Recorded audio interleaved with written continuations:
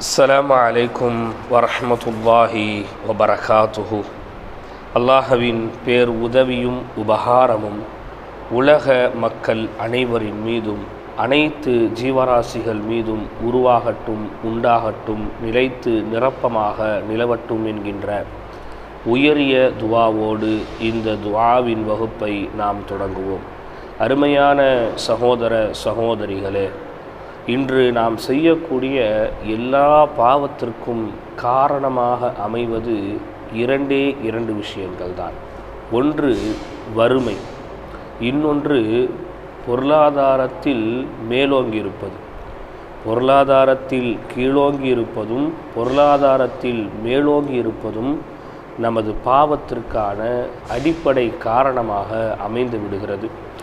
பொருளாதாரம் இல்லாதவர்கள், நான் வறுமையில் இருக்கின்றேன், நான் தொழுகையை விட்டால் இறைவன் எதுவும் செய்ய மாட்டான், நான் வட்டி வாங்கினால் இறைவன் என்னை குற்றம் பிடிக்க மாட்டான், நான் இவ்வாறு இன்ன இடத்திற்கு, இன்ன தொழிலுக்கு, இன்ன சம்பாத்தியத்தில் நான் முயன்றால் அதற்காக இறைவன் என் மீது குற்றங்களை பிடிக்க மாட்டான் என்று வறுமையை காரணம் வைத்து பாவத்தை செய்யக்கூடியவர்கள் ஒரு புறம் இருக்கின்றார்கள். ஆனால் அதே நேரத்தில் பணம் அதிகமாக இருப்பவர்கள், செல்வத்தில் மேலோங்கி இருப்பவர்கள் தான் என்ன செய்கின்றோம் என்று தெரியாமல் செய்யக்கூடியவர்களாக, தங்கள் நிலையை மறந்தவர்களாக, செல்வந்தர்களாக இருக்க வேண்டுமென்றால் இப்படியெல்லாம் இருந்தால்தான் தான் ஒரு செல்வந்தன் என்பது பிறருக்கு தெரிய வரும் என்பதற்காக ஏராளமான பாவங்களில் செய்கின்றார்கள். அது ஒன்று இல்லை, ரெண்டு இல்லை, அதை பட்டியலிட போனால் நிறைய பட்டியலிடலாம்.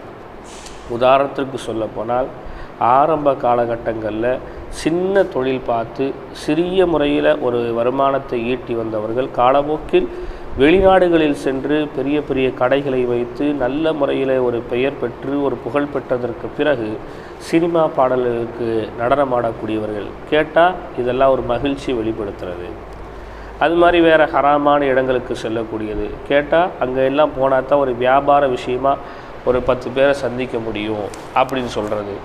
நிறைய அது மாதிரி பணம் இருப்பவர்கள் நிறைய பாவத்தில் ஈடுபடுறதை நம்ம பார்க்குறோம்.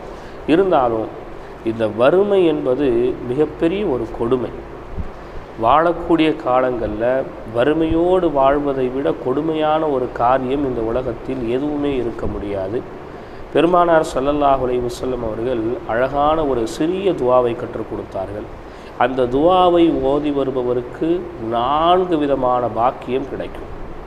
ஒரு நாளைக்கு 100 முறை நான் சொல்லக்கூடிய துவாவை நீங்கள் ஓதி வாருங்கள்.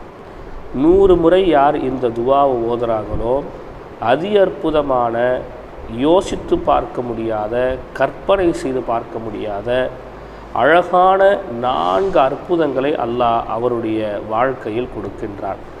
2 அற்புதம் அவருடைய இம்மை சார்ந்தது, 2 அற்புதம் அவருடைய மறுமை சார்ந்தது.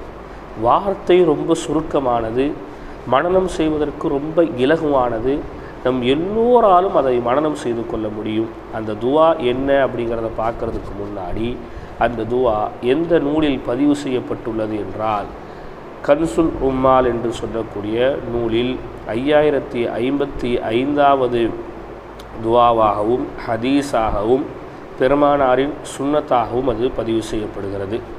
அந்த கிதாபில் நிறைய தினம்தோறும் செய்யக்கூடிய அமல்களை பற்றியும் ரசூலுல்லாஹ்வுடைய சுன்னத்தை பற்றியும் சொல்லக்கூடிய ஒரு புத்தகமாக அந்த கன்சுல் உம்மால் என்று சொல்லக்கூடிய புத்தகம் திகழ்கிறது. ஆதாரபூர்வமான பல ஹதீஸுகளை கொண்ட ஒரு புத்தகமாகவும், இமாம்களுக்கு மத்தியிலே வரவேற்பை பெற்ற ஒரு புத்தகமாகவும், நம்பிக்கைக்குரிய ஒரு புத்தகமாகவும் அந்த புத்தகம் இருந்து கொண்டிருக்கிறது. என்ன துவா? அல்லாஹ்வின் தூதர் அவர்கள் சொன்னார்கள், ஒரு மனிதனுக்கு வறுமை நீக்கப்படுவதற்கும், அவனுடைய பொருளாதாரம் விசாலமடைவதற்கும், அவனுடைய கபரின் வேதனை அகற்றப்படுவதற்கும், அவனுக்கான சொர்க்கத்து கதவு திறக்கப்படுவதற்கும் இந்த ஒரு துவா போதுமானது என்று அல்லாஹ்வின் தூதர் குறிப்பிட்டார்கள். என்ன துவா தெரியுமா? லா இலாஹா இல்லல்லாஹுல் மலிகுல் ஹக்குல் முபீன். அவ்வளோதான். ரொம்ப சின்ன துவா.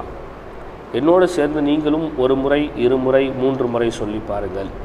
லா இலாஹா இல்லல்லாஹுல் மலிகுல் ஹக் ஹக்குல் முபீன். லா இலாஹா இல்லல்லாஹு மலிகுல் ஹக்குல் முபீன். என்ன அர்த்தம்? லா இலாஹ இல்லல்லாஹ், வணங்க தகுதியானவன் அல்லாஹ்வை தவிர வேறு யாரும் இல்லை. வணங்குவதற்கு தகுதியானவன் அல்லாஹ் மட்டும்தான். கடவுளாக இருப்பவன் அல்லாஹ் மட்டும்தான். அவன் யார்? அவன் மலிக், அவன்தான் அரசன். ஹக்குல் முபீன், அவன் தெளிவான உண்மையான அரசனாக அல்லாஹ் மட்டும்தான் இருந்து கொண்டிருக்கின்றான் என்று வரக்கூடிய இந்த துவாவை வழமையாக 100 விடுத்தம் ஓத வேண்டும்.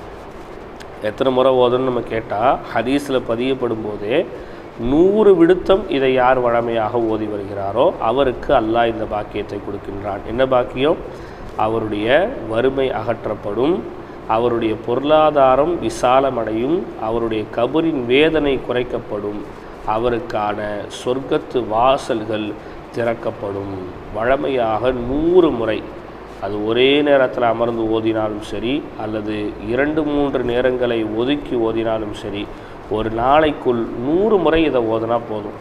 ரொம்ப இலகுவாக ஓதிடலாம். ஒரே இருப்பில் அமர்ந்தே இதை ஓதி முடிச்சிடலாம். ரொம்ப சின்னது இல்லையா? ஒரு வேகமாக ஓதுனா ஒரு 10 ஓதுறதுக்கே ஒரு 10 செகண்ட் தான் ஆகும். லா இலாஹ இல்லல்லாஹுல் மலிகுல் ஹக்குல் முபீன், லா இலாஹ இல்லல்லாஹுல் மலிகுல் ஹக்குல் முபீன், லா இலாஹ இல்லல்லாஹுல் மலிகுல் ஹக்குல் முபீன் என்று ஓதுவதற்கு ரொம்ப இலகுவான இந்த துவாவை வழமையாக 100 முறை ஓதி வார முயற்சி செய்யுங்கள். அப்படி முயற்சி செய்தால் நிச்சயம் வறுமை என்பது அகலப்படும், பொருளாதார விசாலம் என்பது கொடுக்கப்படும், கபருடைய வேதனை என்பது அகற்றப்படும், சொர்க்கத்து கதவுகள் உங்களுக்காக திறக்கப்படும். இன்ஷா அல்லாஹ். இதை தொடர்ந்து நாளை ஒரு துவாவில் சந்திப்போம். அஸ்ஸலாமு அலைக்கும் வரஹ்மத்துல்லாஹி வபரகாத்துஹு.